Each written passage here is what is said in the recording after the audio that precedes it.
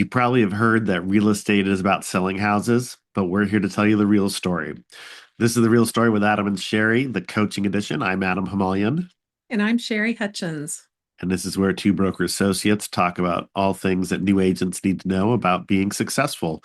We focus on your professionalism and help you understand your purpose so you can have a long-term prosperity in this business. All right, let's talk about it. Sherry, Hey, Adam. it's been a hot minute since we've had a podcast of either sort, but particularly the coaching edition. Life has been a little bit busy. Business has been busy.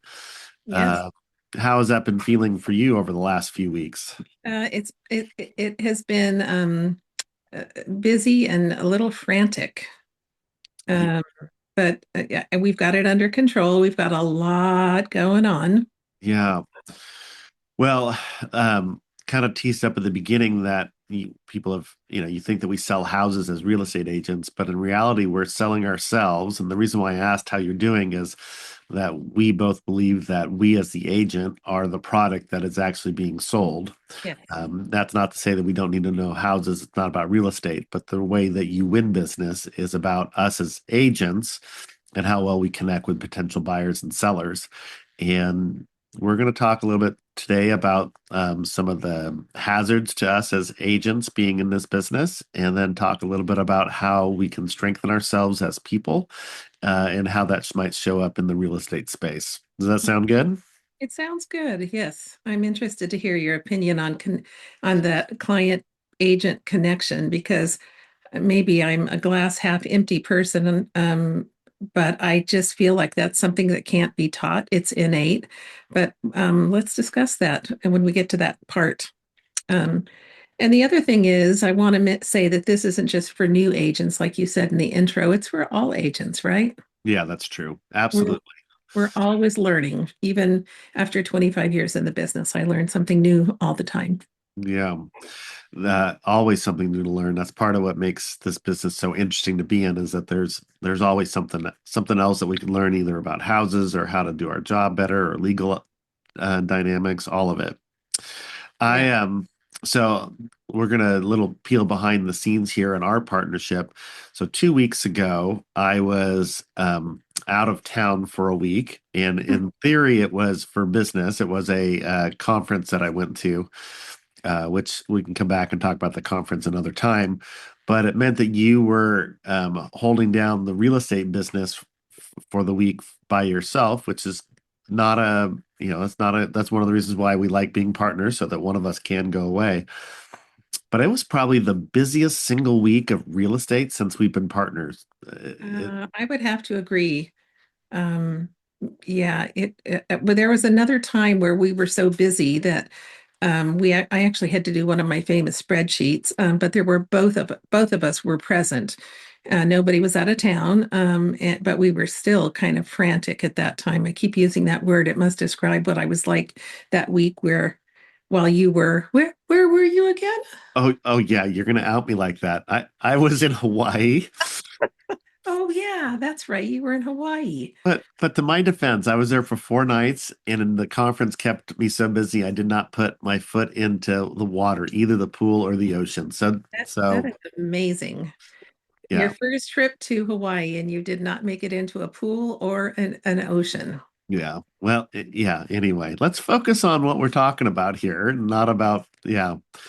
Because well, Yeah. actually, we will talk about vacations later. This wasn't one, but we'll talk about those, the importance of those. All right. Yeah. So Um, you were gone, and then at the tail end of it, you left Hawaii and went to a college graduation in yep, LA, and yep. so I had the whole week to myself. How much detail do you want on this? Well, just the high level. I mean, people don't need to know all the details, but It so was busy. how many transactions did you close while I was gone? I can't remember, two or three. Three escrows got closed, and Yes, that's on top of the two that were closed the previous week. that's right. And how many new escrows were opened during the 8 days? I think Well, it's four, I right? think I think it was four. Yes, that was a lot, And and we had a couple. listings pop up that we didn't know were going to pop up. And two other escrows that were already in progress. Yes. Yeah. Yes. It was a lot. There was a lot of details. So, No, the thing is, when you're that busy, you get this momentum going, and as long as you don't stop to think about it too much, you just keep going, and somehow, some way, everything gets done. yeah, it becomes almost like a junkie adrenaline rush or a junkie experience where it's like you just want to get like what's the next thing and you just like hammering them out and turning over the problems and doing the negotiation. What's the next thing? I can take it, and you kind of get this feeling of like being a super hero mentality, and you definitely stepped up to the plate. Yeah, thank But it you. There meant were you a were couple 12 or 14-hour days in there, and go to bed, sleep, get up the next morning, and just keep going. And yeah, and it was 8 days in a row practically. And then when I got back, there was a lot of pieces to pick up. So it wasn't like things calmed down once you had your partner there. It was there was still more work to do. So, in this way, there's a whole lot of things we're talking about agents, busyness and feeling a burnout. Those were all really positive things. And we're going to talk a little bit about that. I also want to talk about the kind of wear and tear on agents when it comes to self-esteem and I'll Mhm. say the stress of doing listing and buyer interviews and rejection. Um, I kind of, you think about doing listing appointments or buyers interviews are like job interviews. And if you've ever been out there looking for a job, you know how emotionally exhausting that can be to prepare for each one of those, do the homework, do the details, figure out what is this client looking for, what's their house might be worth. Do Yeah. you have for you, what kind of energy do you think it takes to prepare you for going to a listing appointment? Well, do you mind if I finish up the repercussions of that week running Oh yeah, around yeah, please crazy do. Yeah. person? Um, I think things settled down on Saturday. You were still in LA at the time, and I all of a sudden found myself with a day where I didn't really have anything to do after, running a marathon all week. And I just was exhausted. And I knew if I stayed home, I would work because there were things that could be done. They didn't have to be done. And instead, I jumped in the car and drove down to Pacific Grove, which is kind of my escape place. Um, and it was a heck of a drive.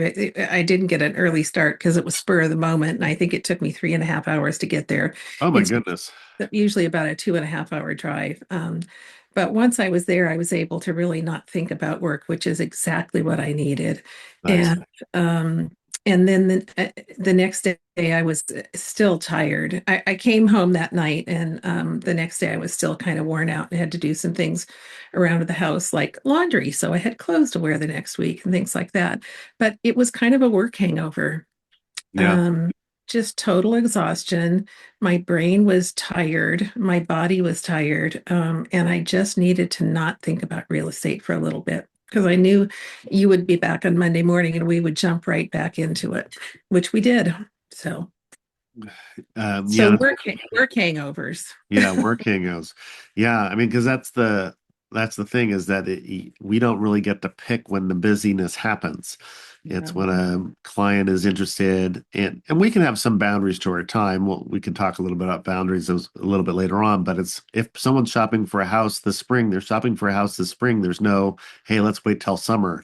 Yeah. Or we had a client. One of those transactions was somebody who had a job relocation and they had a couple visits paid by their employer that they can come and shop for a house on the employer's dime. So they had, hey, I'm going to be in town this week. I really want to find a house. And so it was very time sensitive. That was the week before I left.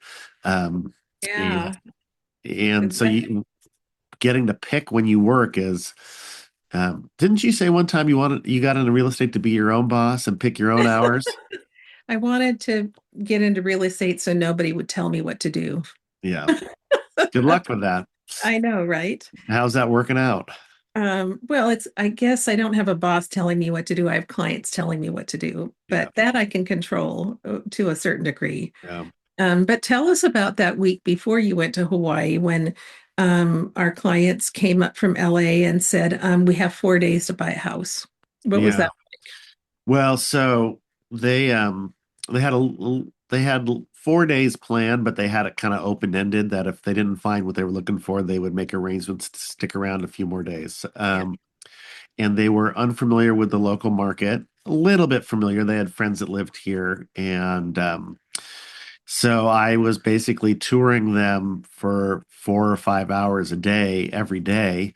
I think a couple of days were longer than that. Yeah, well, yeah, some of it. And so it was multiple jobs trying to happen at the same time. It was, I want to expose you to as many different neighborhoods as possible. So just because you want to live, say, in Oakland or Berkeley, not all neighborhoods in those communities are the same. So we got to drive through those neighborhoods so that they can experience them firsthand and get a sense for what's pedestrian traffic like, because that was a value, wanted to be close to walking to certain things, and what does that Yeah. feel like? And so that And was there are one. a lot of neighborhoods in Berkeley and Oakland. There's a lot of, yeah. So that was one job. Two was to make them familiar with the houses that are in those neighborhoods, and in some cases, over 100-year-old houses versus some infill projects. And we even saw a couple new builds that were redeveloped land. And so helping them as first-time home buyers understanding the differences between construction and construction techniques and standards over different eras, and why a house built in 1920 will have certain strengths. And if the wiring and plumbing have been updated, might be a really amazing house versus something built in the early 70s, which is not good on anybody's standards, or something that's just built that has the highest building standards but no charm from 20 years ago or 100 years ago. So Yeah. bringing them up to education on all of that, and then helping them find the right house that they love with the right floor plan. And then the fourth category was they were looking in a price market where the marketing technique for sellers and listing agents was 30 or 40% below its value. So how do you say if my budget is 1.8, at what price point should you look for houses that are for sale? You're looking at 1.2 and 1.3, and and then you get into fall in love with a house, and it turns out everybody else fell in love with it, and that one ends up going for 2 million, even though that's 700,000 more than its list price. And it's just this trying to help them understand. So it was like full. It was like training for a marathon and these long days of driving around in traffic and having this running dialogue. Yeah. Apparently, I have no problem talking without interruption. No Um, kidding. and then, hey, and then Take a breath. answering all their incoming questions. It was exhilarating but exhausting. Well, and also, you're trying to carry on a conversation in a car with two people. I did not join you for any of that, any of those showings, because I had other things that we were needed to be doing. And you're having to carry on a conversation and maneuver through the traffic of two really big cities, busy cities, in an area that we don't work with, work in on a regular basis. So, I mean, there's a lot of stress in working in a situation like that. And that doesn't even include what you just mentioned, which was how do you explain to somebody from out of the area that that $1.2 million house that they fell in love with when they were on back in LA on Zillow is really going to sell for 1.9 Yeah. and have any credibility whatsoever with them. And and listen to their very legitimate laments. Why do people do that? It Yes. seems crazy, and they're not wrong. And that's for people who are listening outside of our area. That is unique to that market. The Berkeley, Oakland Hills, mainly Oakland Hills market, the agents have to intentionally price houses under what they think they're going to sell. And I used to call it the 20% rule, but I think you said that sometimes it's the 30 to 40% rule. Yeah. You and it just doesn't make any sense even to them, but they do it because it's always been done that way. And one time, maybe 5, 6 years ago, they tried to change it to into what was called transparent pricing, but buyers already knew that they needed to add 30 or 40% onto a list price. So when they were doing transparent pricing and they were adding 30 or 40% on top of that, then it was really messed up.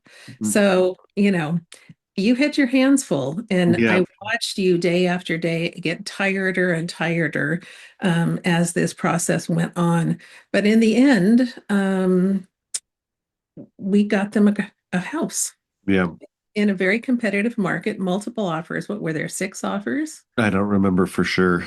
Yeah, Yeah, I think there were 6 offers. And they moved in over the weekend and could not be happier.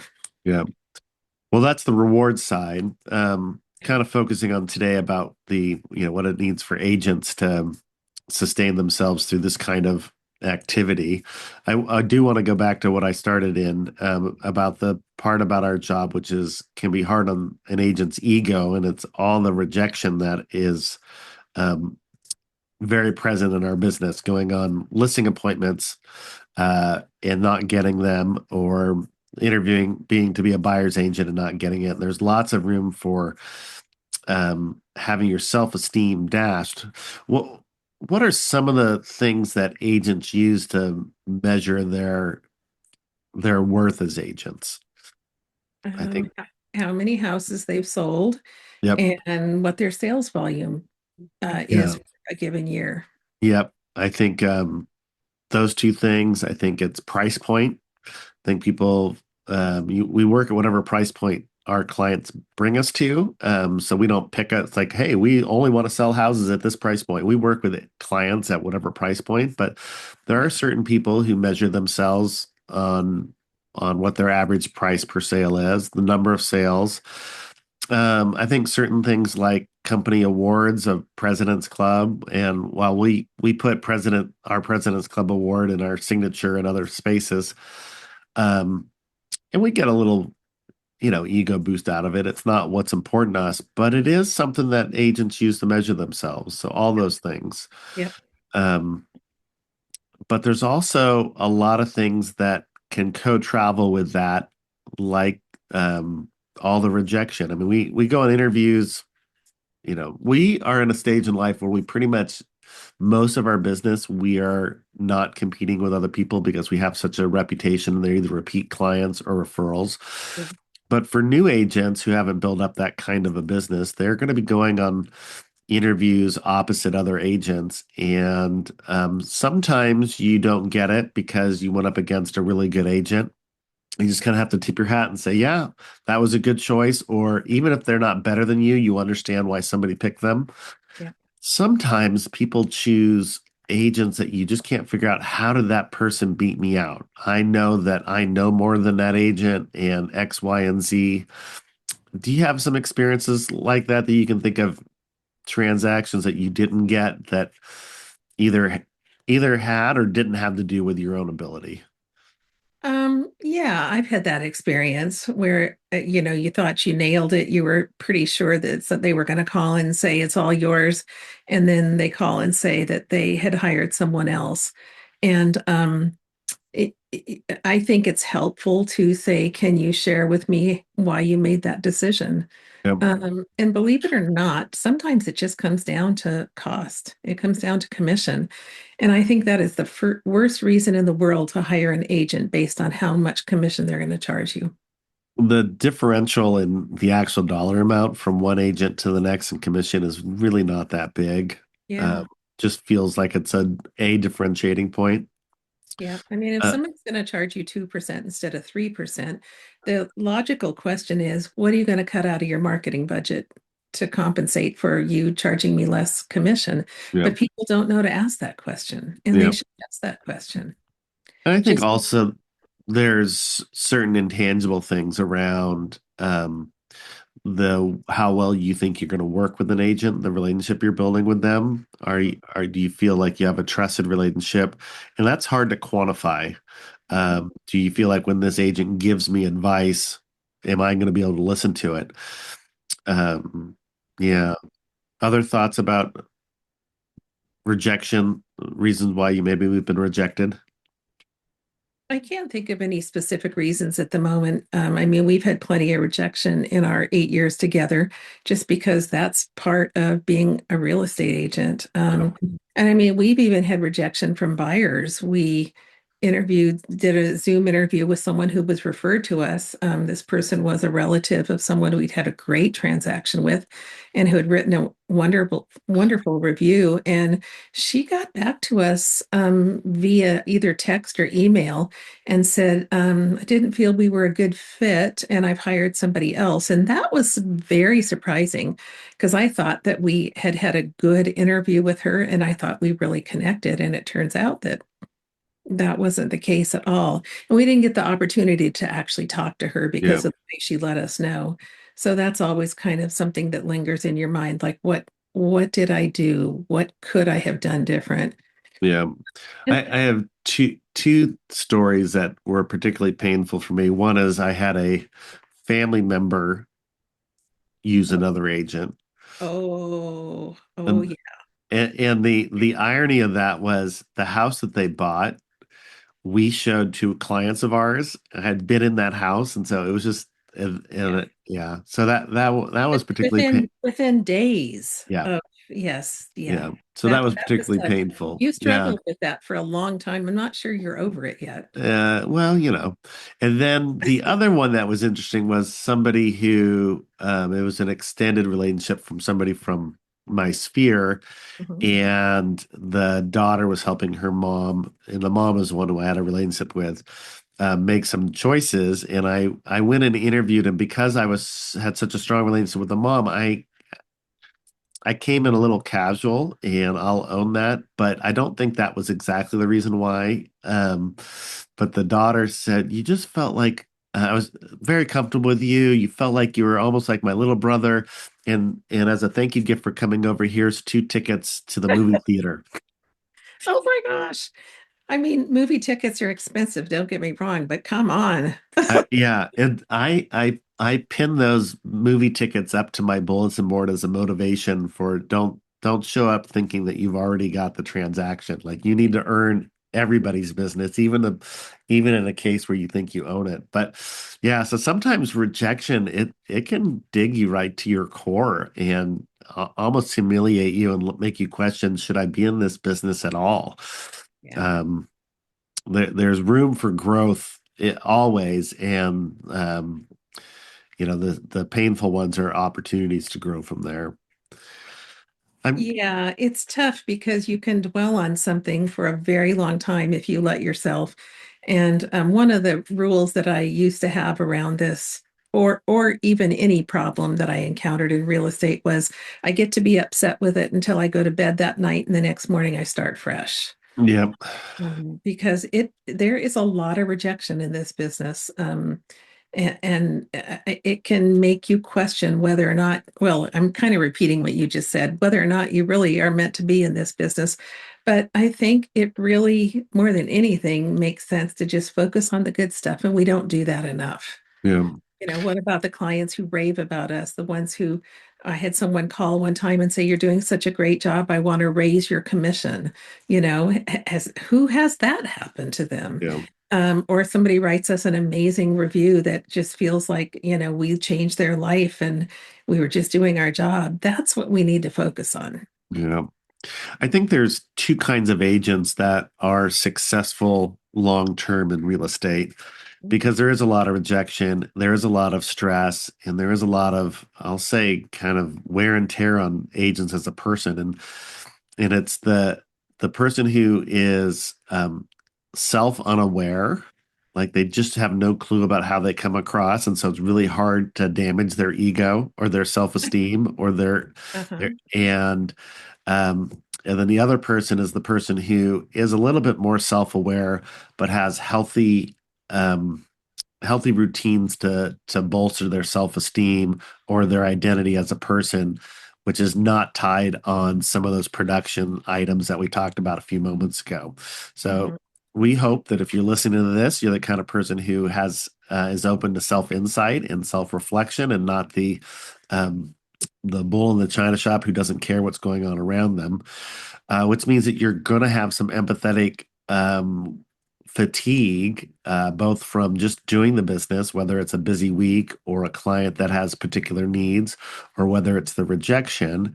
And so, as we think about going back to our core value that as agents, we are the product, we need to strengthen the product. Maybe sometimes the product needs to get repaired, but there certainly is room for maintenance. So, as we think about strengthening ourselves as agents, you just expressed one of them, which is to keep in balance the criticism with compliments, so taking in compliments to recognize how good you are.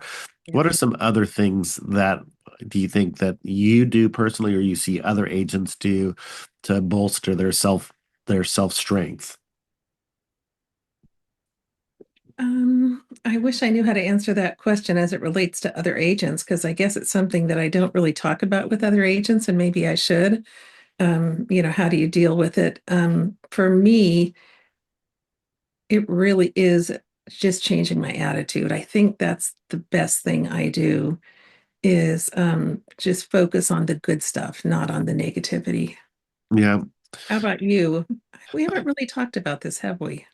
So I think that I find my as a person of faith, I find my identity and my strength not in how well I perform in any area. Um, I believe that we're all um, created on purpose, that we're lovable, we're capable of giving and receiving love. And my identity is tied to that more so than how well I am to produce as a real estate agent or as a spouse or as a parent. Mhm. Not that I don't want to be successful in those other endeavors, or that it's an excuse not to pursue the best in those other areas.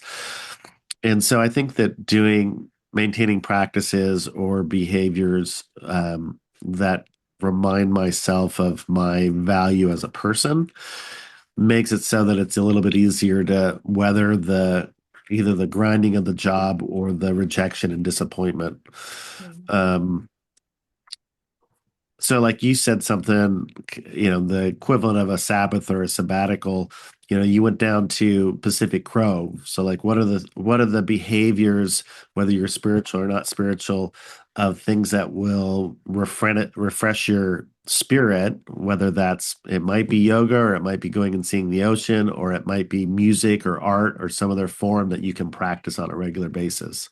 Yeah, Um, well, it's I hard. mean, like even your predominant hobby is like I know that you're feeling well when you tell me you're going to go do some quilting at the end of the day. Yeah.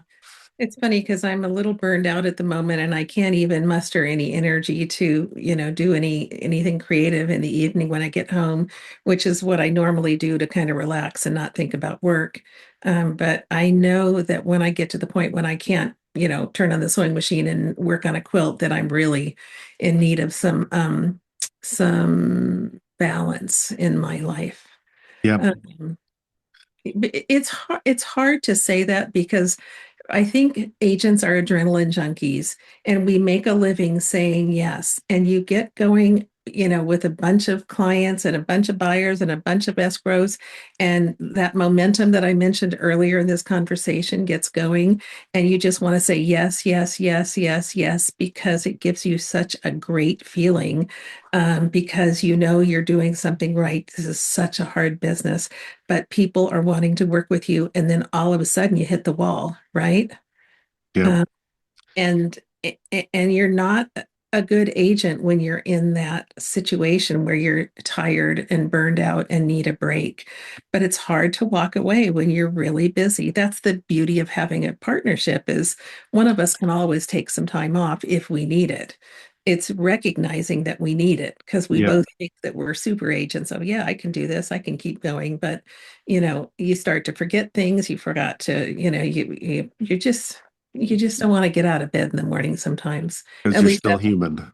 yeah, you're still human. And I really struggle with that. I go too long um with work at a certain pace before I don't recognize you need to start planning a vacation. You need to start planning some time off. I mean, you and I do not have regular days off, and we keep talking about you're going to take a day off and I'm going to take a day off, but we don't do it.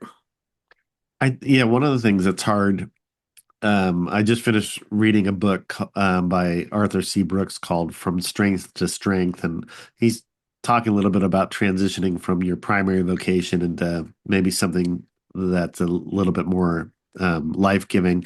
And I Mhm. don't think that that's necessarily where I feel I'm at, but one of the values that he says that you should start looking into is something that gives you the work is its own reward. So rather than thinking of I'm trying to reach a certain dollar a point in commission or the corner office or the company award, but that the actual doing of the work is what is satisfying. And I think that for you and I, we feel that way about real estate. The work itself is its reward. So it's really difficult to walk away and say, yeah, don't go show those first time home buyers new houses today. Take the day off because showing those that's the thing that makes us feel good about our job is helping Absolutely. helping the buyer find the right house or helping prep the so because we like what we do it can be challenging to say all right I need to take the day off because you feel like well here's the other thing before I finish that sentence is as entrepreneurs self-employed fully commissioned we don't get paid unless we close a transaction. So there's also this kind of like we enjoy it, but also we know that if we take the time off, we're not getting paid. There's no paid vacation days. Yeah. And so there's not an incentive to take those days off. Uh, but other than our own mental health, our own well-being, I think one other thing that, particularly if new agents who are listening to this, there will be a grind on you as a new agent while you're waiting to get into the full cycle of business. While you're waiting to get that first transaction, you may come every day to work, whether you come to an office or you're working at home, where you're trying to piece together what to do that day. You've got limited funds for budget, so it limits how much you can do marketing wise. You've already done all the things that you can do for free and you feel like you've been doing that for weeks and months on end with no results. And that can be really discouraging also. Yeah. And you need to know that that's normal, that that's not uncommon. Yeah. You also need to look at it soberly. Are you really enjoying this whole process? And if not, maybe there's other roles that would be better for you. And you're just, or maybe you're just waiting for that breakthrough moment, which eventually will happen when you spend a much time in the market doing all the things that we would recommend. I think it's important for agents to come into the office, new agents and experienced agents. Either you learn things in the office that you don't learn sitting at home in front of your computer. Is it more convenient to work from home? You don't have to dress up if you aren't meeting clients. You can do a load of laundry in between, phone calls or emails, or you could make your own lunch at lunchtime. You don't have to go out and find some lunch or make some lunch and take it to the office. But I think it's important to get into the office. Yep. And there, I think when you're a brand new agent, there's certain things you should do first thing in the morning. When you get there, you check the MLS, check your email, is your marketing done for the day or for the week or for the month? But after that, it's like, now what do I do? And I think a lot of people just get up and go home because they think they're out of work. They are not out of work. There's plenty of stuff to do, even when you are done with the stuff that has to be done. Yep. One of the things I always say is, get in the car and go out and preview 10 houses.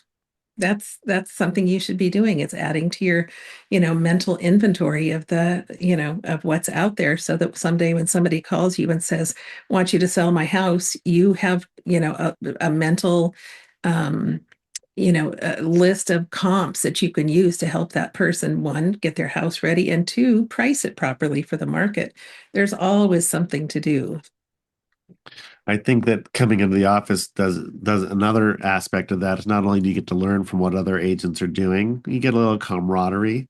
Yeah. And one of the best things about our current situation is because we have two of us, we get to support each other every day. We're not in this endeavor alone. And so as new agents, you may or may not want to join a team, but you might want to have a cohort, not necessarily people that you partner with financially, but that is a marketing support group where you commit to each other what you're going to do. And it not only do you get the accountability, but you get to hear a few other ideas and share with other people, and also the camaraderie of doing the same thing together. There's a couple of uh, more advanced agents meeting in what might be considered mastermind groups. And so this isn't just for new agents, even agents that have been around, even though they're solo agents, being in relationship with other agents help you weather those storms of life and of business. So you'll see a lot of that happening. Yeah, you learn things that you might not be learning if you don't have any active business. I remember when, just by listening to what other agents in the office are talking about, I remember a couple of years ago when San Francisco buyers and Peninsula buyers started migrating out to Contra Costa County because they were getting priced out or bid out in their own areas, and they were like, well, let's go look at Contra Costa County because it's we're less expensive than to live in the city or to live on the peninsula. And one of the things we learned from sitting in a mastermind group or sitting in a conversation, overhearing a conversation in office, was agents saying, oh yeah, I competed against a peninsula agent and they wrote their offer differently, and they got the offer accepted. And that was important for us to know because coming out of that, well, for one thing, the buyers usually had more money because their budgets were higher because they were coming from out of the area. Yeah. But also, they were more used to non-contingent offers. And it got us to the point where we had an aha moment. And when we would talk to a listing agent before we wrote an offer, one of the many questions we asked them, besides the obvious, what does the seller want, was, is anybody from the peninsula or San Francisco writing? So we knew, Yeah, what we were competing against. That's what you learn by hanging out in the office, right? exactly. Now I'm going to pivot to a cautionary tale about listening to other agents is it can make you feel inferior and maybe even jealous, and Absolutely. particularly around social media. Yeah. So what I mean by this is I limit how many other agents I follow on my personal account. Not because I don't like them or not that I don't want to support them, but I'm trying to protect my fragile self-esteem because you'll look and you'll see on any given day that there's like 20 new listings from agents in your office and you feel like, wow, look at all this business everybody is doing. But what you don't perceive is that for each one of those agents, some of them might be doing gangbusters, and some of this might be the first listing they've had in months. But to you, it looks like everybody has it, and that you're not getting anything, and it can really affect your self-esteem. We've experienced this on the other side where people think that we're super busy because we might have as many as 7 different social media postings for the same listing, Yeah. but our colleagues are seeing it and assuming that when we say it's coming soon, uh, new to the market, open houses, pending, Yeah. whatever all the different stages are, that one property looks like 6 or 7 online. And so you Right. really need to be careful about the whataboutism and about the grass is always greener on the other side type stuff, and really mark your own goals and your own business and be careful about how you're comparing yourself to others. What's that expression? Comparison Comparison is is the thief of joy. the thief of joy. Absolutely. Well, what's funny is we've been busy. We've had a good year. By the time we get to the end of the first half, we're probably going to have about 20 closings. But I'm still like looking around going, who's selling more than we are selling? And it's like that is ridiculous. 20 in the first half of the year is an excellent book of business, even if we never sell anything the rest of the year. And I don't need to be looking at the other agents going, wonder how many transactions they've got. Yeah. Yeah. But it's just part of the business, and it's toxic, to be honest. Yeah. Well, it goes back to that question I asked you earlier about what are the things that agents rate themselves on about Yeah. whether you're successful or not. Yep. Number of transactions, total volume, and average price point. Yep. And while those are all important business markers, we need, kind of returning to our basics, that you as a person need to separate yourself from that as your matrix as a human being, which is really hard because one of the things that's true about real estate is that you as a person are the product that's being sold. And so you feel that if other people are doing better business than you, that somehow they're a better person. And Yeah. even though consciously you may know that that's not true, subconsciously, that's the narrative that's available to you. And so trying to find your identity outside of real estate so that you can withstand all of this is going to be imperative. Yeah. So whether for you it's a faith oriented or a meditative reflection, or maybe you value something about yourself based on education or some other artwork, Yeah. um, something that helps you identify outside of what this business is that you can control, because we can only control so many things in this business, but you can control your inner character. You can control your attitudes. You can't control the world, but you can control your response to the world. So those are all things that are available to you. Yeah. Um, we recommend that in any given year, when you're setting business goals for the next year, that you not only do you set the business specific goals, but you also, what are the things that are going to make me a better professionally? Like what classes could I take? And then also personal goals. What are the personal things that you want to do? And it might be related to your marriage or to children or to a hobby, or it might be traveling, but have a goal that is about you as a person, enriching you as an individual. And every time you do that, regardless of whether it's real estate specific or not, it will make you a better agent. Yeah. That's all great advice, Adam. Yeah. Any final thoughts before we wrap up here? No, I think we've covered it. How about you? The yeah, well, I mean, I could keep talking all sorts of book recommendations of things to read as I've been processing this. If you've been listening to this and this is a conversation that you'd be interested in having with us individually, Sherry and I do coaching. Can do it in person or via Zoom. Just reach out to us, and we'd be happy to support you in that way.